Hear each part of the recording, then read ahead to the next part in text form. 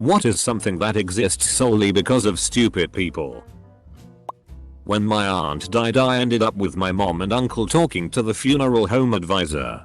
When they were discussing cremation, the funeral advisor made my uncle sign a form that he understands cremation is irreversible. Funeral director here.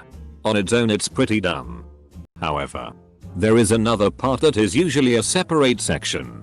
But it goes with the part that states that once cremation begins it has to go to completion.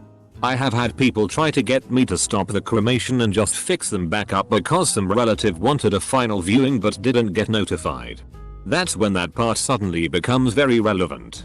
Because while I'm pretty good at my job, I'm not that good. Pointing out that it's irreversible is usually the part that calms them down. Do not eat warnings on everything from washing pods to slug pellets. TV announcer. Warning. Tickets should not be taken internally. Double quote. Homer. See? Because of me now they have a warning. Double quote. The warning on a Superman cape costume that warns product won't give you the ability to fly. That primarily exists because of a stupid legal system. Very vulnerable to exploitation. Edit. Oh look. So do a whole lot of the popular answers. No smoking signs at gas stations. I was at a gas station in a rural area filling my tank and noticed that the entire base of the pump was used as an ashtray for cigarette butts. It broke my brain. Flat Earth Society. I'm cool with these harmless stupid people. It's when dumb people try to tell people what to do or how to live that I start to get worried. Thinking the earth is flat is probably one of the dumbest things ever, but it's pretty harmless. I've seen labels on jars of peanut butter warning allergy sufferers that they contain peanuts. But that really exists because of lawyers. A person allergic to peanuts might eat the peanut butter anyway, have a severe reaction, and end up suing because there wasn't a warning on the jar saying people with nut allergies shouldn't eat it. Pretty sure it's because there's probably a CFR somewhere along the lines of products containing or produced in facilities handling peanuts require a label stating such. And so by the word of the law, it's required for even the most obvious products to have that label. Warning. Fire is hot. Actually, this was one of two things we didn't have to warn about when I was a tech writer for a major appliance manufacturer. The other was knives are sharp. Both were deemed to be significantly common knowledge that they didn't get warning panels. Do not iron this t-shirt whilst wearing it. Man. We have 5 before you have to get back on stage and that wrinkle is terrible. It's just the sleeve though. Stick your arm on the table. It'll be fine. It'll be fine. I went to a zoo. And in every animal exhibit there was a sign saying recycled water. Do not drink. And you know that's there for a reason. Some stupid person broke into an exhibit to drink that nasty looking water. The anti-vax movement. That. And flat earthers. Christopher Columbus. A guy from the 1400s knew for a fact that the world is round. He just didn't expect the world to be so big. Or for there to be an entire continent in the way. A lot of warning labels on various products. You'll get a hairdryer with a do not insert rectally warning tag on it. While you may be inclined to wonder why it's on there, eventually you realize behind every stupid or strange warning label was a vastly more idiotic event that led to it. My job. I work in IT. For the love of God, if you depend on your computer for your job, know at least a little about it. I would say that over 80% or for silly things. Some of the calls I have taken. How do I keep myself from deleting my own files? What do you mean you cannot fix my broke laptop screen remotely? I am not trying to connect to the internet. I am just trying to get my email. My computer is off in the trunk of my car, can you remote in it and install Outlook? I am not saying all IT jobs would go away. Just a lot of them. Q Anonymous. I have an old friend who works at a chemical plant making $35 plus an hour past all the required tests, lives in a 200k house and believes that shit no questions asked. P.S. Also thinks COVID is a hoax and is voting for Trump still. All the people he works with also believe that conspiracy bullshit. Jersey Shore. I have to admit, while I normally don't like reality shows, Jersey Shore was a guilty pleasure of mine. So ridiculous I couldn't look away. The spread of coronavirus. Yes. Came here to say this. The whole reason the US has 6.1 million cases and Brazil has 4 million is because stupid people have been told their stupidity is actually intelligence and independence. Most of conspiracy theories. But you'd never get the rare one that turns out true. I think it takes a certain amount of intelligence to even think up different things rather than just go with plain bland choice. Unvaccinated children. It's alright. Each one of those don't exist for very long. A significant percentage of the world population. I live in fear of idiocracy becoming reality. The instructions on a packet of toothpicks. Hey.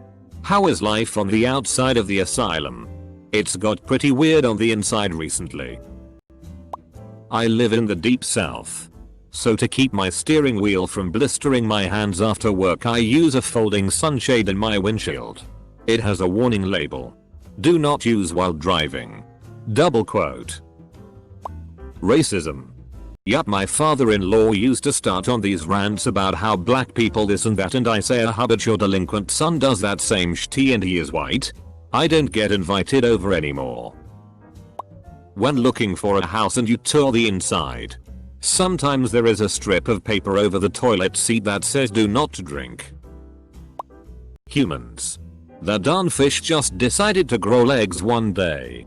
Actually, the fish didn't decide to grow legs. What you're thinking of is a horse. Speed limits. Nah. Have to say this doesn't qualify. Drivers may not be immediately aware of road conditions in an area that require a slower speed. TikTok. Why is there so much hate for other apps on Reddit? I don't use TikTok because it is not my type. But my sister does and I sometimes watch videos with her and it is not that bad. I work for a water utility that uses a reclaimed recycled water system for irrigation and toilet flushing. Regulations require that we put up a ridiculous amount of signage that tells people not to drink the toilet water or lick the plants in the gardens. Because you know that regulation came because some idiots did those things and got sick. Anything an infomercial tries to sell you. There are some good products. But I would say most of the good ones do make it to store shelves eventually, not just the as seen on TV aisle. OxyClean is pretty much synonymous with infomercials and it has a good reputation. But I can pick it up at my grocery store now. Some products are good, but perhaps overprices. The forearm forklift works, but you might be able to get nylon straps for cheaper. We had a saying in the military. Why are there so many regulations and rules? Because some idiot tried to shortcut it in a way that nearly killed someone. No lifeguard on duty. Sign at the beach: do not shower naked. Don't leave your infant or toddler in a car. Do not iron clothes while wearing them. For external use only is one I always found funny. At my workplace, there are giant containers of soap and cleaning chemicals. On the cart, there is a giant sign that reads "Do not drink" in 3 languages. All handwritten. Apparently, before the sign was put up, 3 separate instances were found where the cleaning cart was unattended. And an employee tried to drink the yellow cleaning solution, thinking it was a drink cart. Let me add the fact that the cart also has a sign on it that says "Cleaning Supply Cart." Apostrophe. When I was in middle school, my friends and I, like 15-12-year-old girls, basically took over a mall. We were pretty rowdy and obnoxious. I know a few people shoplifted, not me lol. One of us threw up in the food court. And we mobbed a minor celebrity. Now that mall splits up groups of larger than 3 kids. Oops. Sorry. Reality TV. The For Dummies book series is. The stickers on large windows and glass doors to stop people from injuring themselves by walking into through them. One time I was eating dinner at the bar of a chicly designed restaurant with a massive and marked glass wall when a guy smashed into the glass full stride.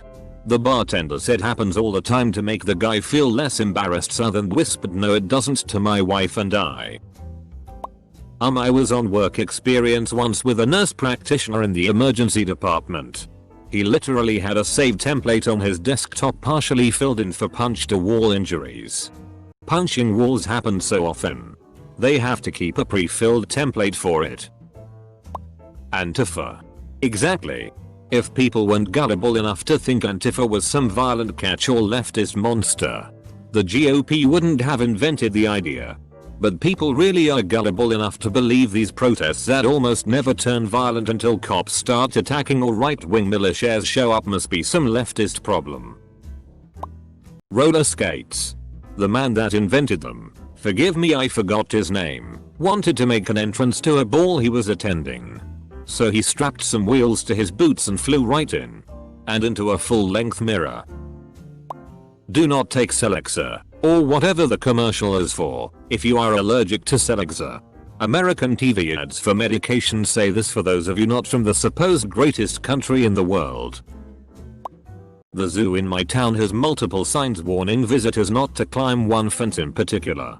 Personally, I don't climb that fence because of the lions on the other side. I wonder a lot about who those signs are for. Having to advertise that driving drunk is bad. The Red Bull disclaimer at the end of the commercials. I remember when those commercials first came out and they didn't have it. Fences on the side of the Grand Canyon in some places. It's a giant hole. Maybe watch where you're walking. I work at a McDonald's and the do not use and play pins and cribs really got me confused as to what idiot would put a plastic bag into a crib with a baby and not expect anything bad to happen. Coffee cups from fast food places that say caution contents may be hot or contents are hot. Either one. Former pharmacy tech here. I was shocked that we had to put unwrap and insert on the label for suppository prescriptions. Alrighty. Then. The disclaimer on large advertisement boards that state, not real size. I once worked in a grocery store that had a bakery. We had a poster of a donut or cookie that was about 3 feet by 3 feet in diameter for the advertisement board. Essentially, we were forced to put the disclaimer I mentioned because a Karen came in and got mad at when she ordered her $3 donut or cookie. It wasn't the size of her. How stupid are people? Not a lot. I disagree with people who say that instructions on shampoo bottles and tags on Tide Pods mostly because someone who was only pretending to be stupid and actually very clever must have filed a lawsuit and won a lot of money. Thus every absurd tag is there to avoid further instances of the same behavior. The only thing that I can think of that exists because of stupid people is prisons. Committing a crime makes no sense. Locking up people who commit crime makes no sense and forcibly making people who don't commit crime pay for the upkeep of criminals and prisons by way of taxes makes no sense. I went to a AutoZone on day and by the counter. They had a bunch of motor oil. There was a sign on it that said do not drink. Not an energy drink.